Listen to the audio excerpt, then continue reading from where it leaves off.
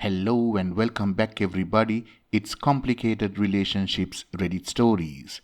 Hope you guys are safe and healthy. Now let's see what the story is about today.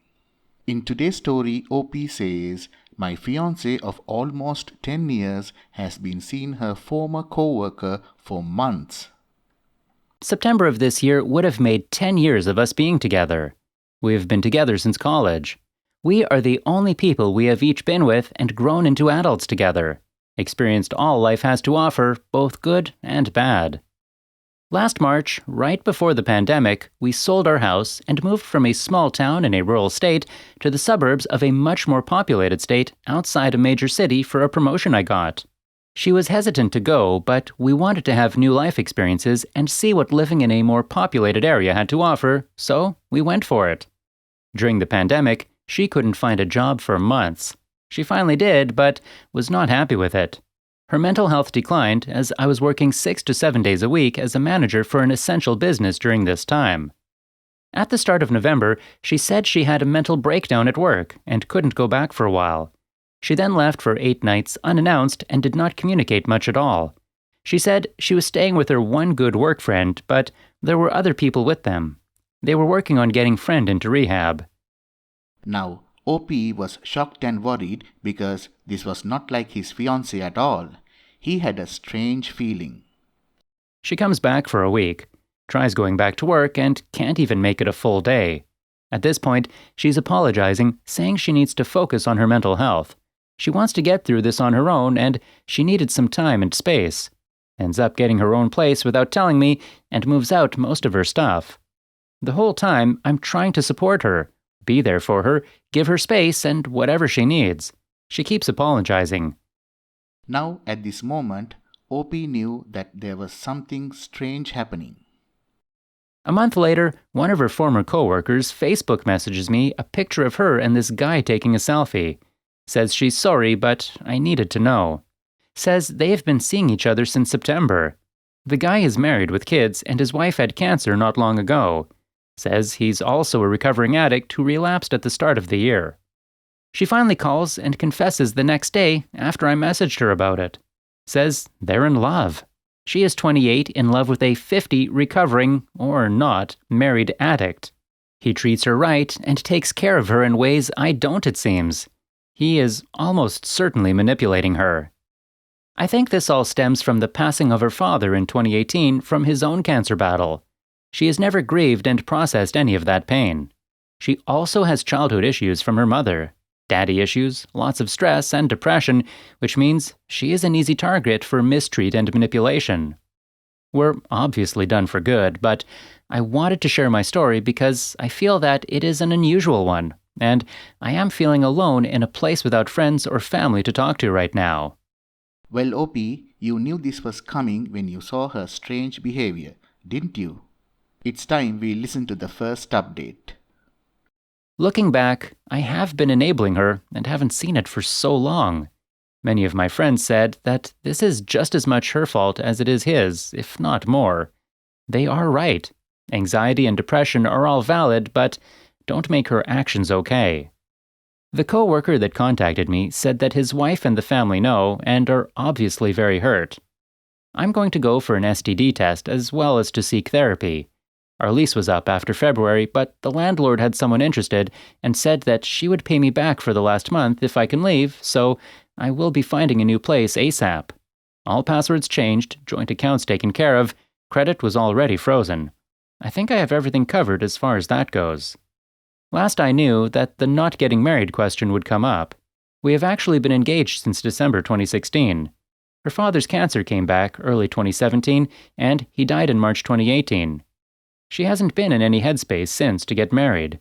We were planning again for 2020, but we moved, and then the pandemic hit. I had my reservations about getting married before she fixed her anxiety issues, as well as her letting her physical fitness completely go downhill as well. I know now it wasn't ever going to get fixed with us together and me there for her. Now, this is all a valuable experience and is for the better of you both. Now here is the second and last update. After finding out, the day after Christmas, I spent the next week going back and forth with my ex about different things, splitting phone plans, bank accounts, her taking the rest of her stuff, etc. I've wanted this to end, so I finally agreed to drive to their place so she and I could make a few calls to square some things away and I could give her the rest of her stuff and take care of this mess once and for all. I get there, and she comes to my car and stands there to make the first call we need to make. Goes through the phone menus to talk to someone and hangs up. I asked, "What are you doing?" She says, "Sorry," and calls again. Same thing, goes through phone menus, gets on hold this time, and hangs up. I'm getting angry at this point, obviously, but she throws a folded up piece of paper quickly into my car before hanging up the second time and says, "Don't touch it, read it later, okay?" I say, "Yeah, but what about your stuff and the calls we need to make and everything?" She says, "Don't worry about it," and goes back inside. So OP drives away and reads the note immediately. It was basically a few sentences saying her mother will be calling him, not to text her or call her for any reason, and again that is very important that OP does not contact her. So her mother calls me shortly after. Says my ex that morning called her and said she realized she's messed up. The guy is using again and controlling her every move, tracking her phone and doesn't want her to leave the house, trying to take her money and get as much as he can from her. Ex wouldn't say anything about physical mistreat, but I'm sure there has been some. Her mother says she's going to get the police involved to get her out of there. My ex told her mother to ask if we could have a talk about everything, that she knows she's made a huge mistake and she will go to therapy and do whatever it takes for us to get back together. She has been trying to get away from the guy just to make this call for help to her mother for a while now, and Monday was the first chance she got, she said. So, foolishly, OP agreed to meet her that night in a parking lot at her friend's apartment complex. She told AP she was going to be there with her friend, and he actually let her go. She was paranoid he would show up. We talked for about an hour about how sorry she is, how she finally came out of the fog and realized how she's ruined her life, and she's scared and stuck with this guy. Doesn't know what to do and has gone to the doctors and is getting therapy. Wants me to work on things with her while she goes to therapy so maybe we can get back the great life she now says she realizes we had. Scared to be alone while trying to fix herself without support. I stood firm on my boundaries with her, that this is all her fault that she caused this, she's hurt me, and I owe her nothing. It's still so hard because I want to believe her and we did have a good life for a long time. She seems sincere, of course, that she will get help and change, but I can't give in and trust her. It makes you feel like you're the bad one ending the relationship. I need to continue to respect myself and my boundaries and move on, but I also don't want her to be physically mistreated. I could tell her tone changed as she figured out I wouldn't give in. She thought me coming to even talk to her meant I would work on things. I could tell her mood was sinking as the conversation went on, guilting me more and more as we talked, but stopping herself when she realized how stupid she sounded trying to guilt me with what she has done. Now, at the end of the conversation, she told him that she doesn't deserve any of this and she will leave OP alone. She also said that she still loves him. Edit 1.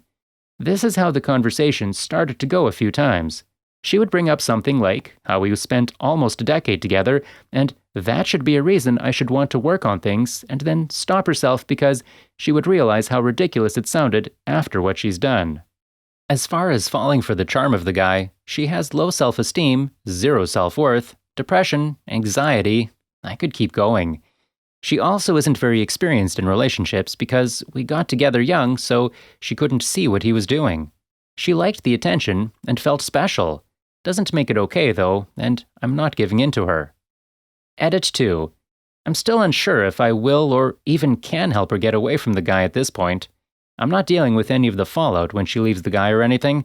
Her mother can save her, and I will cooperate with her mother because I owe her that. She's basically like another mother to me, and I do still care about her and her husband because they have been very good to me for a long time. I can get individual counseling and start to heal myself and move on with my life, and I want her to live a good life. Edit 3. I'm currently moving to a new apartment, and she and AP do not know the location. She has been emailing me from her work email and continues to apologize and is trying to get out of the situation she is in. The AP is a user, and she thinks she can convince him to go to rehab, so she can sneak off to her mother's and avoid confrontation with him. Well, I know AP won't let her go because he's not going to let go his bank account sneak away like that. I still feel bad for the situation she ended up putting herself in because she could end up very hurt from this. I have confirmed the situation with multiple people, as well as her mother, who keeps saying she is going to drive down to get her, multiple states away, but it continues to not happen.